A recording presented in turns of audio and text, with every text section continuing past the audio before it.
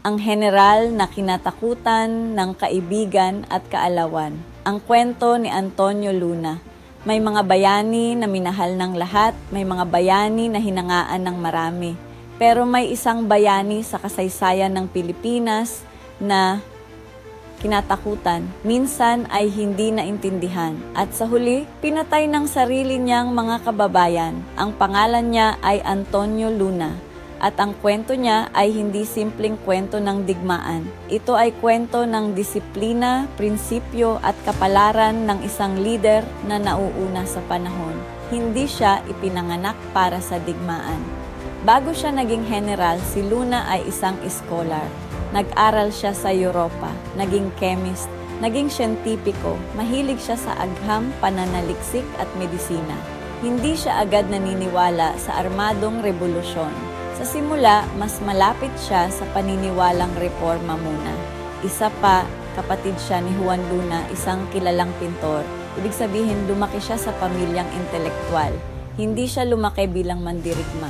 Pero ang kasaysayan, may ibang plano, ang pagbabago ng paniniwala. Habang nasa Europa, nakita ni Luna kung paano tingnan ng ibang bansa ang Pilipinas, hindi bilang kapantay, kundi bilang kolonya. Unti-unti, nagbago ang kanyang pananaw.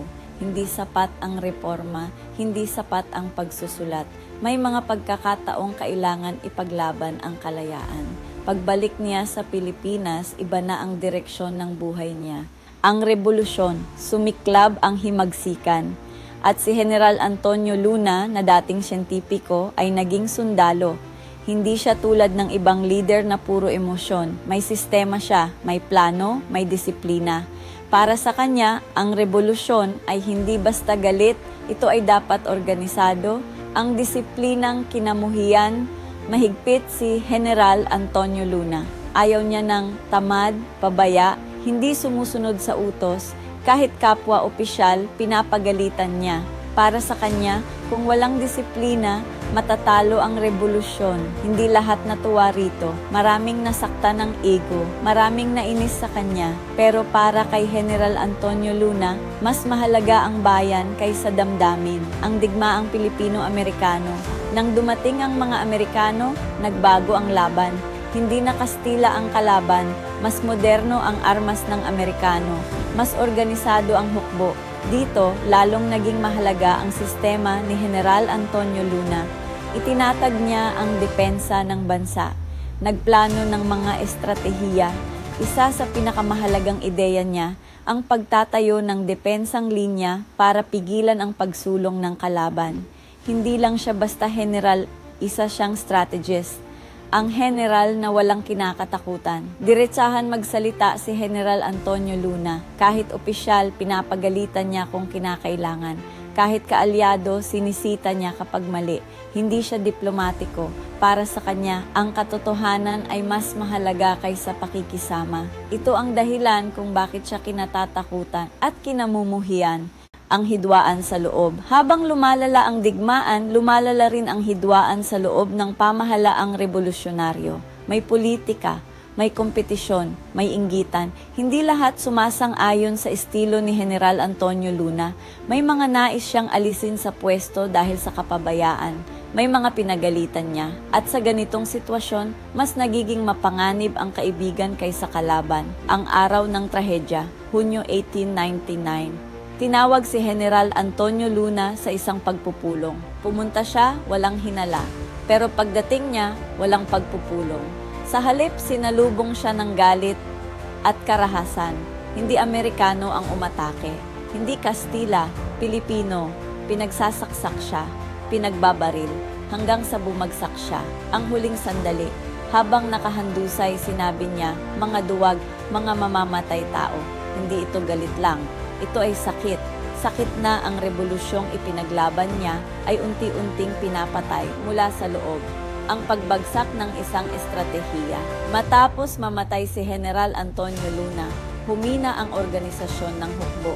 Nawala ang mahigpit na disiplina.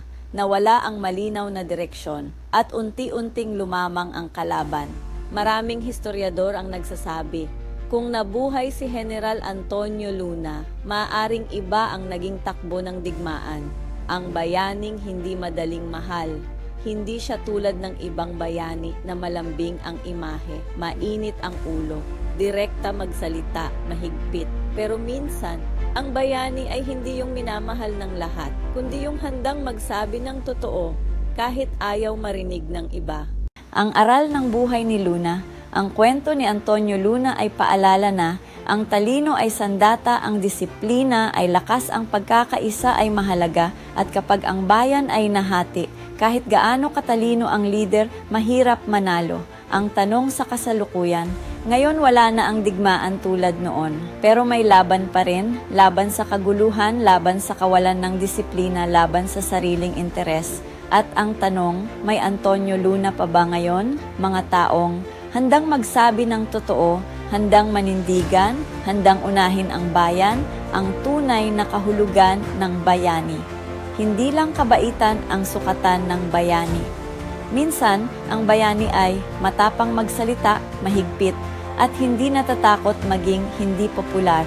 Dahil ang layunin niya, hindi sumikat kundi manalo ang bayan. Si Antonio Luna ay hindi namatay sa kamay ng dayuhan.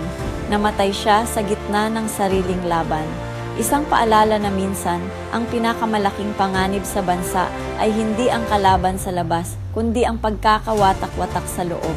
At ang kasaysayan niya ay nagtatanong hanggang ngayon, kung may isang leader na magsasabing kailangan ang disiplina at pagkakaisa, susunod ba tayo o uulitin natin ang parehong pagkakamali? Dahil ang bayani tulad ni Luna ay hindi lang bahagi ng nakaraan, isa siyang babala. At ang tanong ay hindi na tungkol sa kanya. Ang tanong ay tungkol sa atin. Handa ba tayong ipaglaban ng bayan kahit hindi tayo maintindihan ng iba? Kung nagustuhan mo ang video na ito, pakipindot ang like, share at mag-subscribe para sa mas marami pang video na ganito. Ngayon, alam mo na,